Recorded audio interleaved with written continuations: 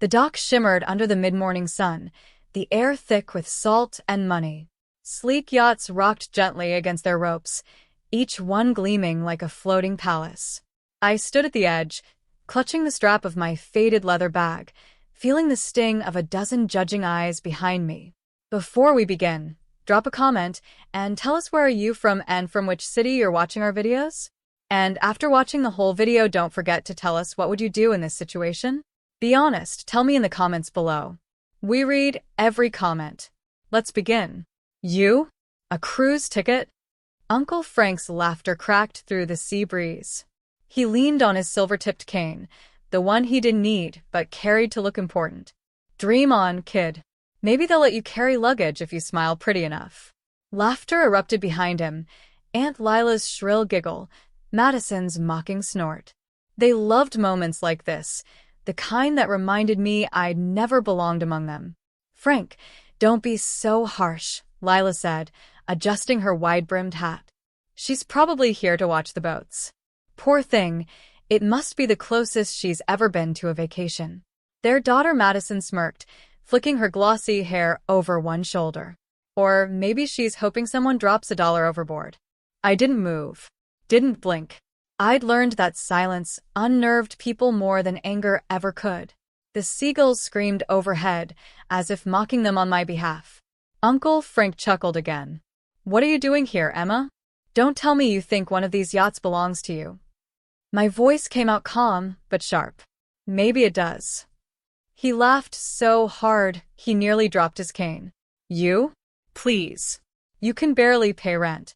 I heard you're still working that assistant job in that small-town hotel. Be realistic, sweetheart. Madison snapped a photo of me with her phone. For the family chat, she said sweetly. Caption, dreamer with no dock pass. I exhaled slowly, eyes fixed on the horizon. You might want to save your battery, I said softly. Something tells me you'll want to record what's about to happen next. Uncle Frank looked at me like I'd just claimed the moon. And what's that supposed to mean? Before I could answer, footsteps echoed across the wooden planks. Firm. Purposeful. The kind of stride that demanded respect. A man in a crisp white uniform approached, his gold-trimmed cap glinting under the sun. The crowd of onlookers parted instinctively as he walked straight toward us. Excuse me, Frank said, smirking. If you're looking for the owner, she's not it. He jabbed a thumb toward me. She's probably lost. The captain didn't even glance at him. He stopped in front of me, posture perfect, expression steady. Then, to everyone's shock, he gave a respectful salute. Good morning, Miss Collins, he said, voice deep and clear. The yacht is fueled and awaiting your command. Your crew is assembled, and the catering team has loaded your requested menu. Every word landed like thunder. The laughter behind me died instantly. Aunt Lila froze mid-breath. Madison lowered her phone, her lips parting in disbelief. Uncle Frank blinked. What did you just call her? Miss Collins, the captain repeated unbothered. Owner of the Horizon's Grace. Shall we depart as scheduled? A smile tugged at my lips. Yes, Captain. Give me 5 minutes. He nodded sharply. Aye, ma'am. Then he turned and headed back toward the yacht, my yacht, its polished hull glimmering beneath the sunlight like a mirror reflecting every ounce of their disbelief. Silence gripped the dock. You bought that? Madison stuttered. Technically, I said, adjusting my sunglasses, I designed it first. Aunt Lila's mouth fell open. Designed? What on earth are you talking about? I'm the lead interior architect behind the Collins Marine project, I said. When the investors pulled out, I took a risk and bought the prototype with the savings you all mocked me for keeping. Uncle Frank's face drained of color. You're kidding. I stepped closer, lowering my voice. Remember when you told me I'd waste my life chasing impossible things? That maybe I should find a man to rescue me? He swallowed hard, saying nothing. Well, I continued. Turns out I didn't need saving. I just needed you to keep doubting me long enough for me to prove you wrong. Madison took a step back, her perfect posture faltering. But how? You were always quiet. Invisible. I smiled faintly. Funny how people confuse silence with weakness. The captain returned with another salute. Miss Collins, the tide's ideal. Shall I prepare to cast off? Yes, Captain, I said softly. Let's go. As I stepped onto the ramp, the wind caught my hair, tossing it over my shoulder like a final goodbye to the life they tried to cage me in. The yacht's deck gleamed under my feet, solid and mine. Behind me, Uncle Frank's voice cracked. Emma, wait, come on, you don't just own a yacht. I turned back, meeting his bewildered eyes. You're right, I said. I own 3. Gasps rippled through the crowd. Lila's designer glasses slid down her nose. Madison whispered, no way. I leaned against the railing, calm and poised. Enjoy the dock, everyone. I've got an ocean to explore. The engines roared to life, a deep, powerful hum that vibrated through the planks. As the yacht began to drift from the pier, their figures shrank, small, powerless, irrelevant. And for the first time in years, I felt light. Every insult, every smirk, every cruel word, they stayed on that dock. I didn't need to shout. My success spoke louder than any revenge ever could. The sea opened wide before me, and as the coastline faded, so did the last remnants of who I used to be. I wasn't their family failure anymore. I was the woman they should have never underestimated. The sun dipped low as the horizon's grace cut through the open sea, leaving a trail of gold and foam behind. The sound of the engines hummed like victory, steady and calm. I stood near the railing, sipping cold lemonade, still hearing echoes of their stunned silence in my mind. For years, I'd been the family's struggling dreamer. The one who never fit in. The one who stayed quiet at dinner while everyone else compared salaries and vacations. But now, for the first time, I didn't need to prove anything. I just had to keep sailing. My phone buzzed on the table beside me. Uncle Frank. I almost ignored it, but curiosity won. I answered. Hello. His voice was hesitant, almost small. Emma, listen, about earlier, well, maybe we went too far. We were just joking around. Joking? I said quietly. That's what you call years of humiliation? He sighed heavily. You have to understand, we didn't think you'd turn out like this. You surprised us. I smiled faintly. That's the thing, Uncle Frank. You never thought at all. There was a pause, only the distant crash of waves between us. Maybe we can talk when you get back, he said finally. Your aunt feels terrible. Does she? I asked.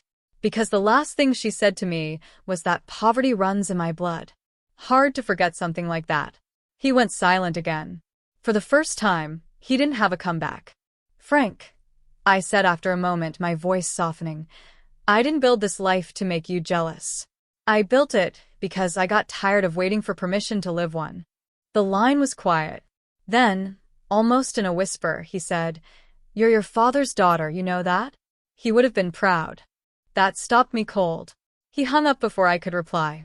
I stood there for a long time, letting the words settle. My father, gone too soon, had been the only one who believed in me when everyone else laughed. I'd lost him before I ever made it. Now, the success I had felt almost bittersweet. A shadow moved beside me. It was Captain Harris, the same calm, respectful man who'd stunned my family earlier. Everything all right, ma'am? He asked. Yeah, I said, staring at the sunset. Just realizing winning doesn't always feel like revenge. Sometimes it just feels like peace. He nodded. Peace is the best kind of victory. I smiled. Maybe you're right. He adjusted his cap and looked out toward the fading light.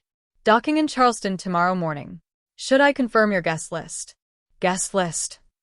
I frowned. Yes, ma'am. The charity event you're hosting aboard tomorrow night. It's still on the itinerary. For a moment, I'd forgotten. The event wasn't for publicity. It was for single mothers starting their own small businesses. Women like the one I used to be, ignored, underestimated, dismissed. Confirm it, I said. And make sure they know they don't need to bring anything except hope. He smiled.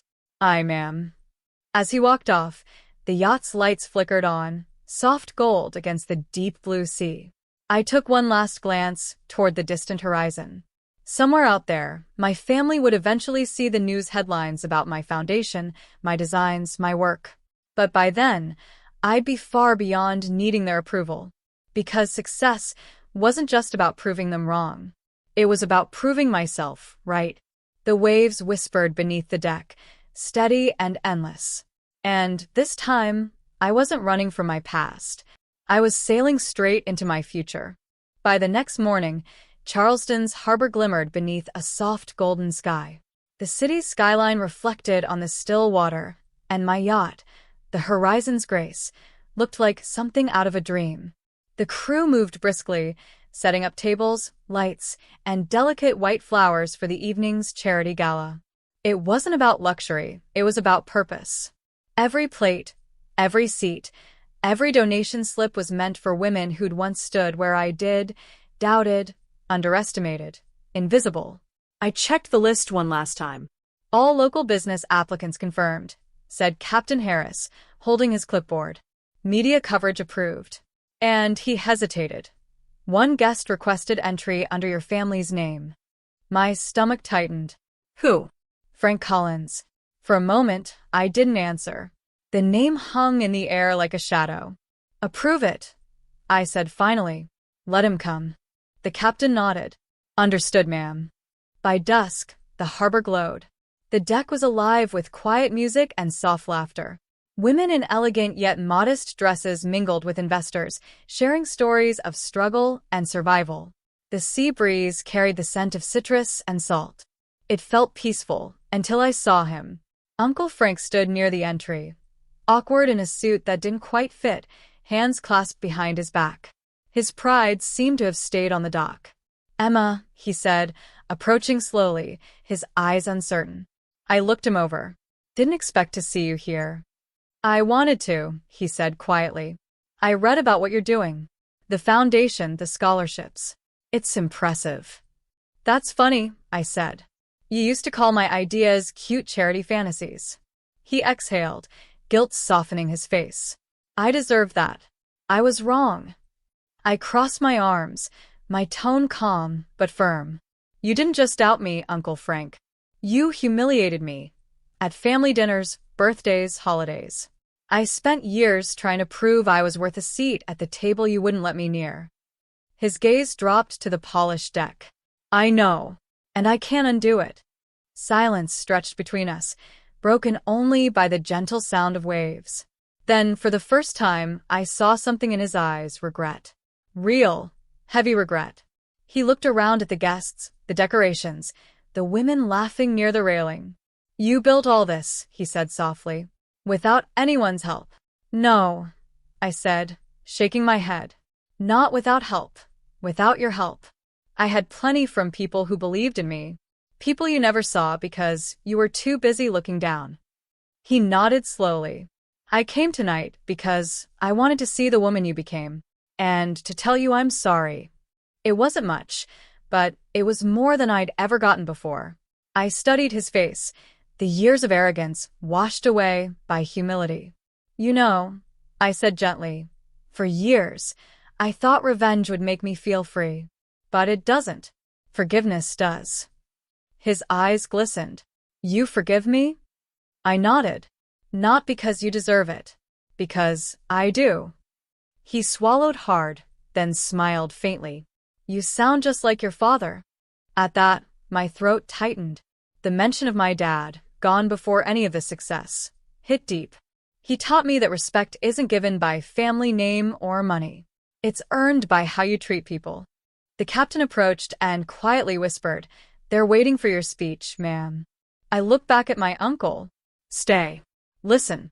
Maybe you'll understand who I really am now. He nodded silently. I walked to the mic as the crowd turned toward me, the ocean glittering behind. When people doubt you, I began, voice steady, let them. Because sometimes the best revenge isn't proving them wrong, it's proving yourself right. Applause filled the air, mixing with the rhythm of the waves. And for the first time in my life, the dock wasn't a place of mockery. It was where everything began, and where I finally found peace. The night deepened, and the harbor sparkled with reflections of gold and blue from the yacht's lights. Laughter, clinking glasses, and soft violin music filled the air. The gala was in full swing. For once, I wasn't the quiet observer. I was the center of it, not because of wealth or title, but because I had built something real. As I stepped down from the stage after my speech, I caught sight of Uncle Frank standing by the railing, looking out at the sea. His proud posture was gone. His shoulders sagged like a man weighed down by years of guilt. Guests mingled and took photos, and a few reporters asked for quotes. But my eyes stayed on him. He looked lost, alone. For a second, I almost turned away. Then I remembered my father's words. Kindness is never weakness, Emma. It's strength in disguise. I walked toward him slowly. You look like you've seen a ghost, I said softly. He chuckled bitterly. Just memories. I used to bring your dad here when we were your age. We'd watch the yachts and dream about owning one someday. Never thought his daughter would be the one to do it. I smiled faintly. He'd be proud you finally admitted that. He looked at me, eyes glistening. I should have treated you better, Emma. I knew you had something special. But I let jealousy blind me. You reminded me too much of your father. Fearless, stubborn, impossible to control. I wanted to crush that before the world did. I exhaled, my voice low but steady. The world didn't crush me, Uncle Frank. You almost did. He nodded, his voice cracking. And I'll live with that. Just then, a loud commotion broke the calm. A waiter stumbled near the bar, knocking over a tray of glasses. The crash startled everyone. A group of elderly guests gasped as one of the heavy lanterns tipped dangerously near the edge of the railing, straight toward a young girl standing close to it. Without thinking, Frank moved. He lunged forward, grabbing the metal lantern before it hit her. The girl screamed, the crowd gasped, and the lantern clattered harmlessly onto the deck. Frank's sleeve tore, and a sharp edge grazed his arm, leaving a faint line of blood. For a heartbeat, everything froze. He winced but forced a shaky smile. Guess I still move fast for an old fool. I rushed over, grabbing his arm. You're bleeding. It's nothing, he said, brushing it off.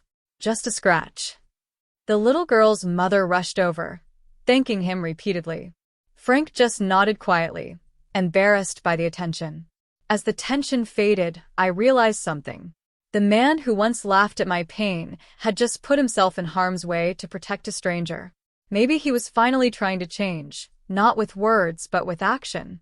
Later that night, as the guests departed and the yacht's deck quieted, I found him again near the stern, nursing his arm with a napkin. You didn't have to do that, I said softly. He smiled faintly. Maybe I needed to. He looked out over the waves. You showed me tonight what real strength looks like, Emma. It's not money, not status, it's grace. I've never had that. I placed a hand on his shoulder. Then start now. He blinked, eyes wet. You'd let me? I nodded. Everyone deserves one clean slate. The yacht rocked gently, the sea whispering beneath us. For the first time, we stood together in silence, not as enemies, not as opposites, but as family finally learning to heal. As the city lights shimmered across the water, I realized this night wasn't about revenge anymore. It was about closure. Forgiveness had anchored me deeper than any yacht ever could. And when the morning sun rose, painting the sky in gold, it didn't feel like the end of a journey. It felt like the beginning of peace.